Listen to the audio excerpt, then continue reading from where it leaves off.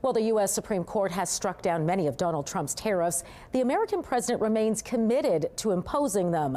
So where does that leave Canada? Are things about to get better or worse?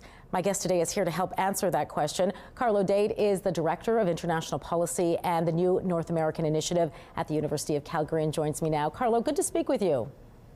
My pleasure. You know, the question on everyone's mind is, what does this mean for Canada? Does this put us in a better position? Well, overall, it puts the country in a better position. But how well or how worse actually depends on the provinces. So overall, we've lost the threat of the 2 o'clock in the morning tariff by tweet. Donald Trump tweeting that I'm upset, I'm going to impose 130 whatever percent tariff on everything that everyone who exports to the U.S. sends to the U.S. So that tariff is off the table, and obviously there's some relief from that.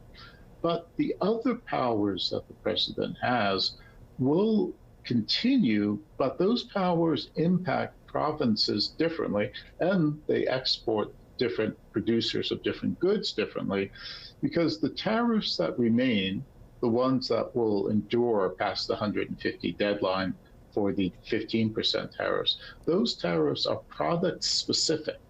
And because not every province exports the same products, the impact varies greatly across the country, province by province.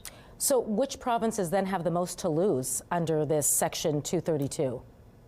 Well, the national average, if you take everything that the entire country exports, it's 37% of everything that Canada exports are subject to these Section 232 tariffs, either tariffs that have been declared or investigations that are underway. But in Ontario and Quebec, the figure is actually above 50%. Ontario is actually about 55%.